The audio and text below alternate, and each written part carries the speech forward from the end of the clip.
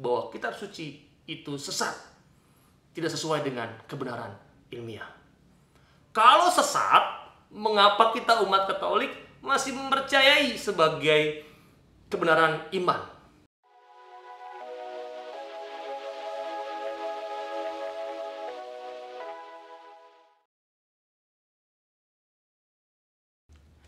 Halo, saya Romo Gandhi. Kita ketemu lagi dalam Cerita Mogan.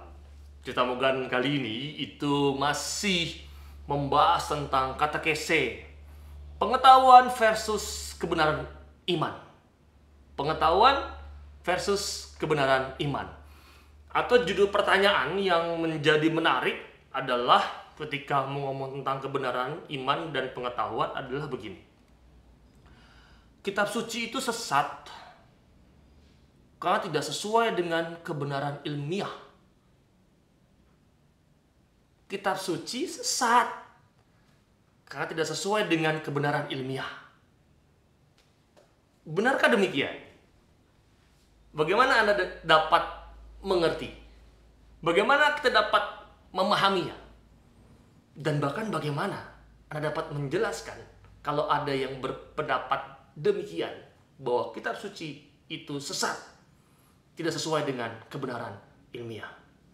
Kalau sesat, mengapa kita umat Katolik masih mempercayai sebagai kebenaran iman? Ting tong, ting tong, ting tong, ting tong. Mari kita mulai pembahasan Mogan kali ini. Teman-teman yang terkasih, sejak zaman kuno manusia sudah mengamati alam semesta dan makhluk hidup yang ada di dalamnya. Sejak zaman kuno. Apa yang mereka amati itu kemudian mereka analisis. Dan hasilnya adalah sebuah pengetahuan. Hanya saja catatannya, pengamatan zaman kuno itu sama sekali bergantung pada mata. Bergantung pada mata. Mereka tidak menggunakan alat bantu penglihatan. Kalaupun ada, itu sangat sederhana dan juga sangat terbatas. Dengan kata lain, dalam statement yang pertama ini, pengamatan mereka zaman kuno adalah pengamatan yang terbatas. Dan ketika hasil pengamatan itu dianalisis, yang dihasilkan adalah pengetahuan yang juga sangat terbatas. Karena pengamatan terbatas, ketika dianalisis dan menghasilkan pengetahuan, maka pengetahuan itu juga pengetahuan yang sangat terbatas.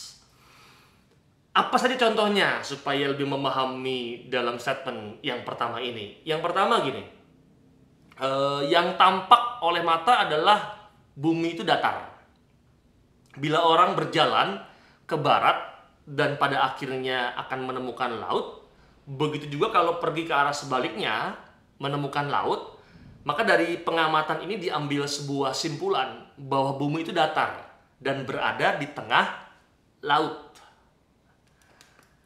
Yang kedua, yang tampak adalah langit. Langit itu seperti kubah raksasa yang besar yang menaungi bumi. Dan kadang ada air yang turun dari atas langit ke bumi yang dinamakan hujan.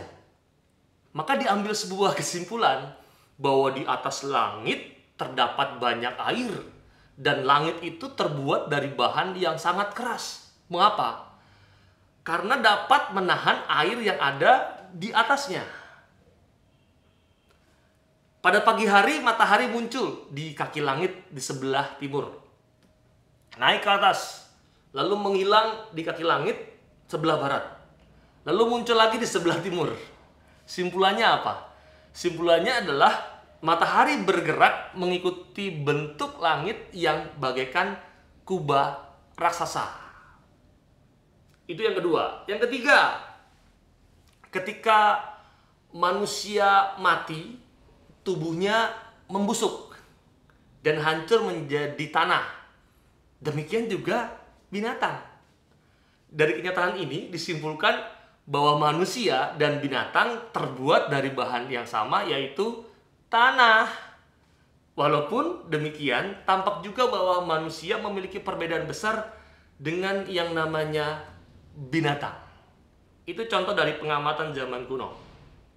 Nah, dari 3 contoh di atas tersebut, sudah nampak jelas bahwa pengetahuan kuno itu tidak dapat dibandingkan dengan pengetahuan kita yang modern atau pengetahuan yang modern sekarang ini, yang sudah menggunakan alat-alat canggih untuk melakukan yang namanya pengamatan.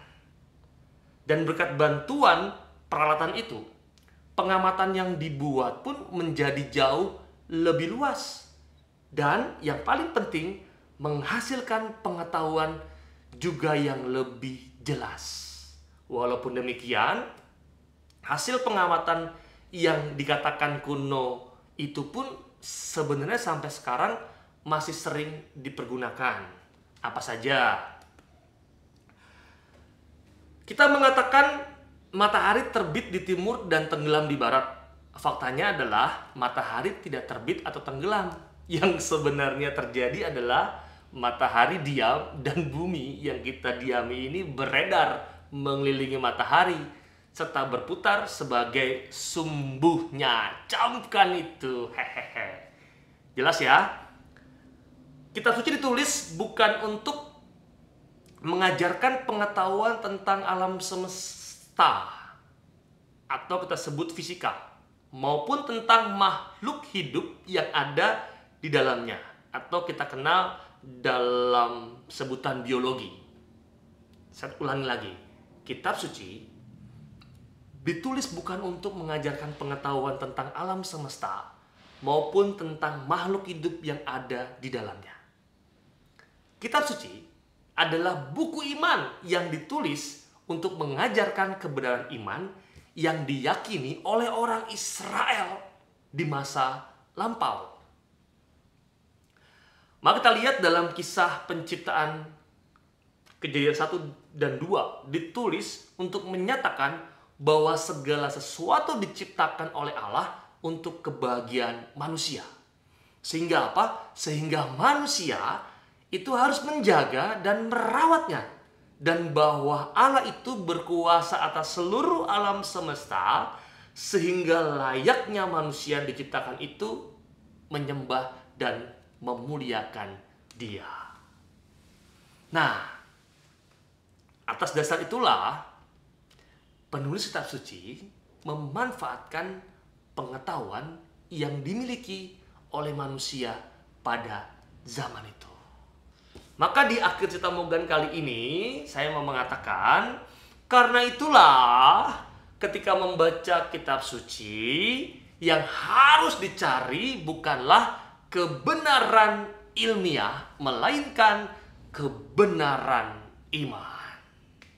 Maka pertanyaan bahwa kitab suci itu sesat karena tidak sesuai dengan kebenaran ilmiah, ya memang jelas bahwa yang dicari dalam kitab suci atau ketika kita membaca kitab suci yang harus dicari adalah kebenaran iman dan bukanlah kebenaran ilmiah.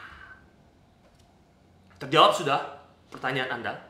Semoga pembahasan cerita Morgan kali ini membantu Anda untuk lebih memahami tentang apa yang Anda hidupi sekarang ini. Semoga membantu Anda. Kita ketemu lagi dalam cerita Morgan yang berikutnya yang juga tidak kalah menarik. Saya Romo Gandhi, salam.